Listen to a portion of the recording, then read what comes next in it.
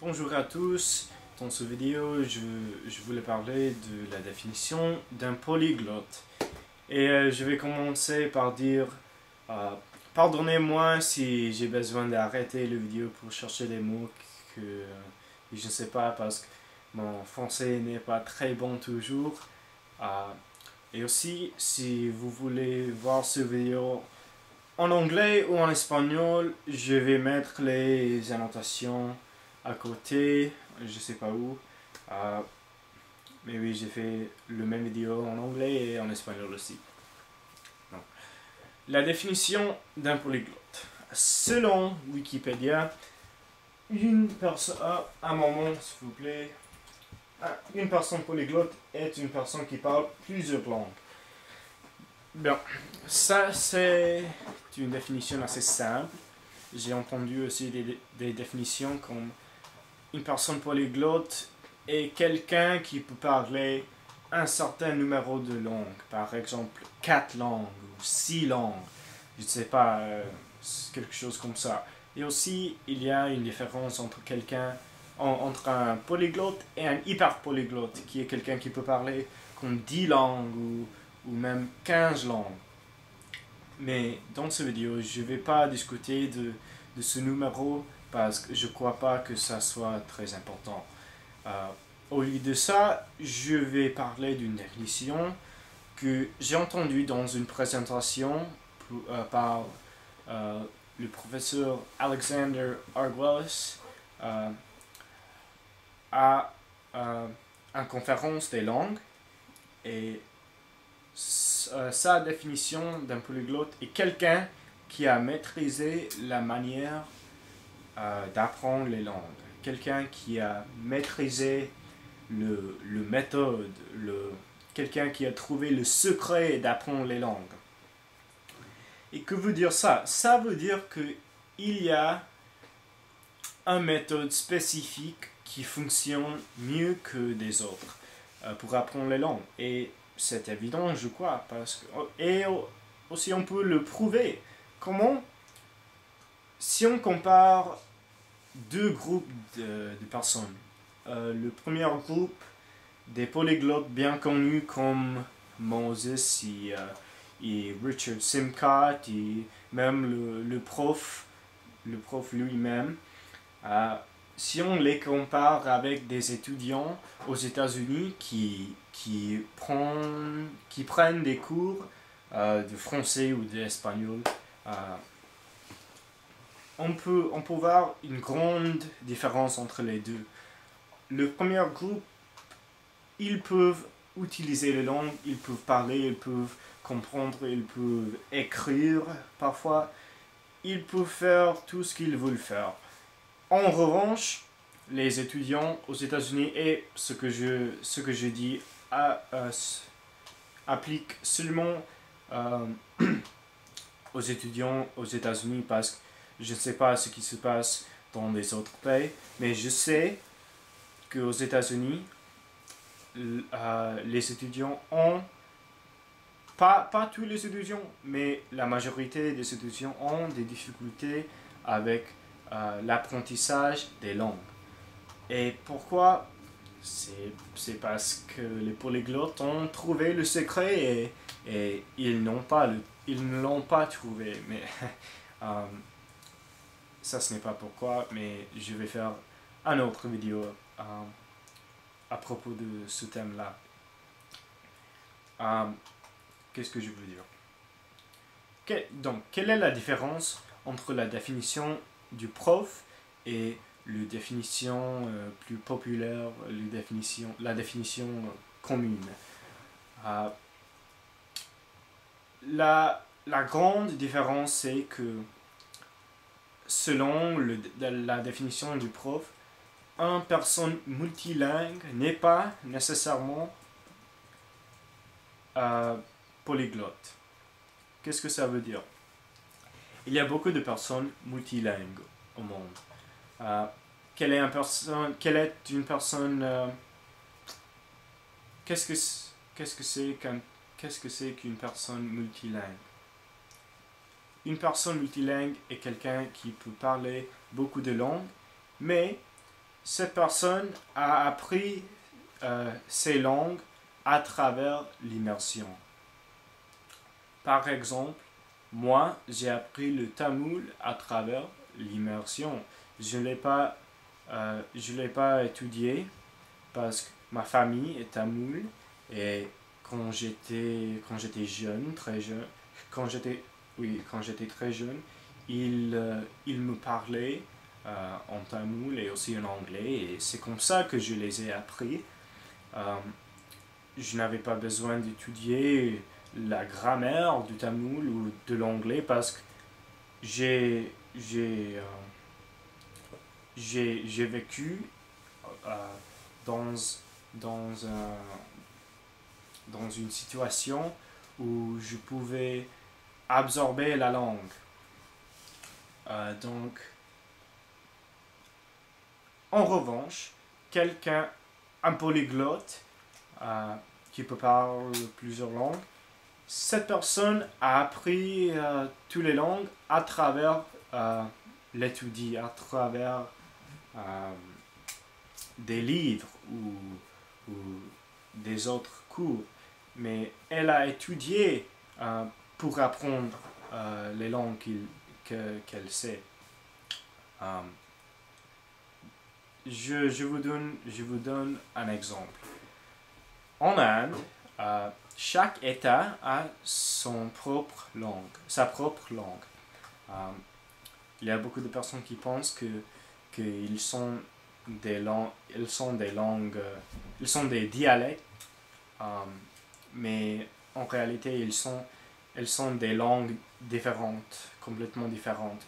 Donc chaque État a sa propre langue et un garçon qui vit dans un certain État peut apprendre 4 langues à travers l'immersion.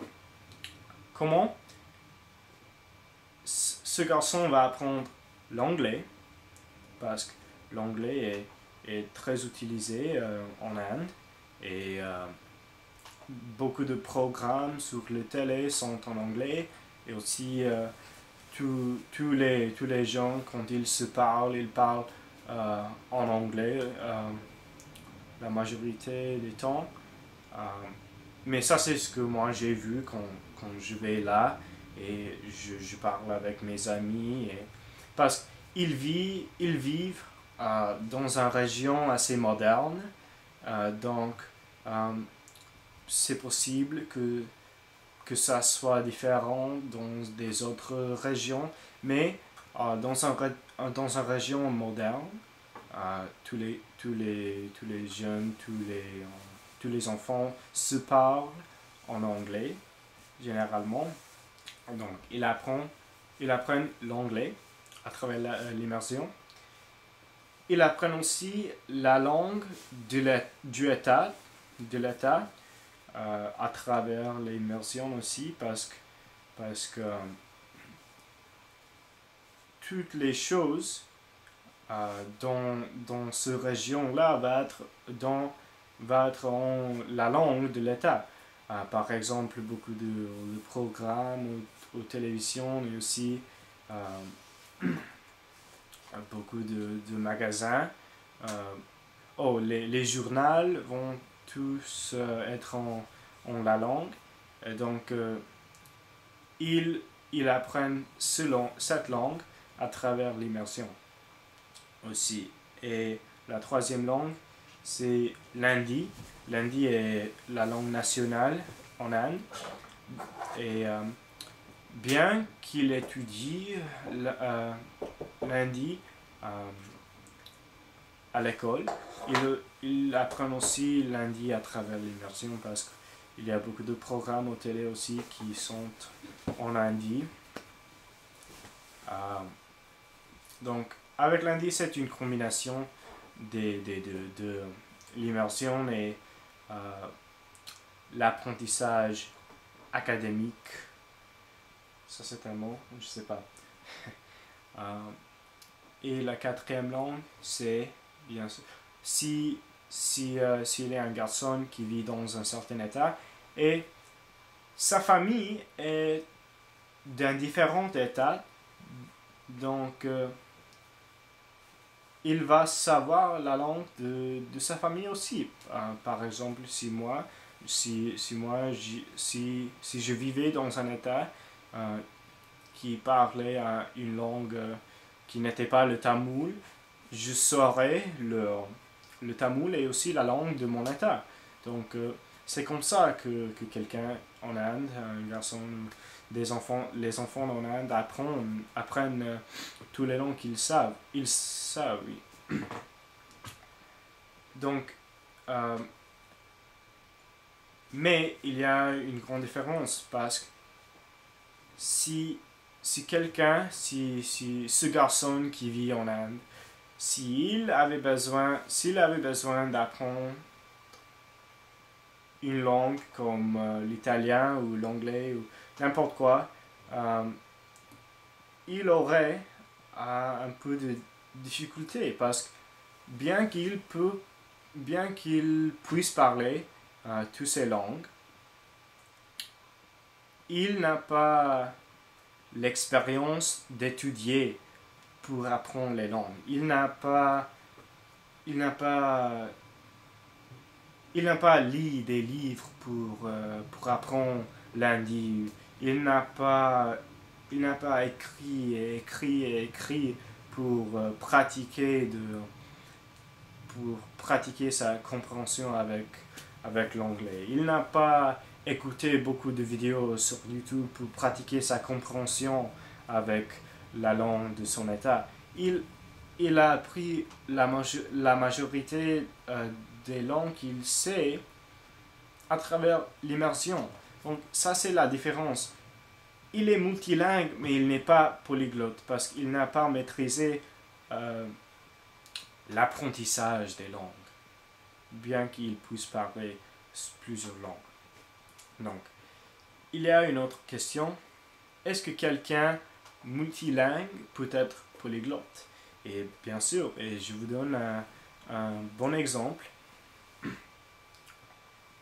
Imaginez que je suis allemand et que je vis en Allemagne et je ne parle que l'allemand. Et un jour, je décide que je vais apprendre l'anglais.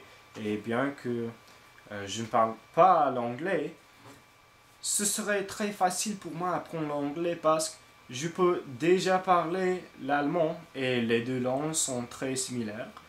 Et les grammaires, mais je ne sais pas beaucoup à propos de la grammaire de l'allemand, mais je crois que je ne crois pas que les deux grammaires soient très très différentes. Et aussi il y a beaucoup de mots similaires entre les deux, le vocabulaire est très similaire. Donc je n'aurais pas beaucoup de difficultés si je voulais apprendre l'anglais. Donc c'est comme ça que quelqu'un multilingue peut devenir polyglotte, oui, parce que la connaissance d'une langue peut aider avec l'apprentissage d'une autre. Donc ça c'est ce que je voulais dire et je vais conclure par dire que j'aime plus la définition du prof parce que cette définition-là fait une différence entre les deux groupes de personnes, les polyglottes et les multilingues, parce que les multilingues ont appris les langues à travers l'immersion, alors que les polyglottes ont appris les langues à travers l'étude ils ont travaillé pour apprendre ces langues. Et bon, ça c'est ce que je voulais dire. Merci pour m'écouter. C'est tout. Au revoir.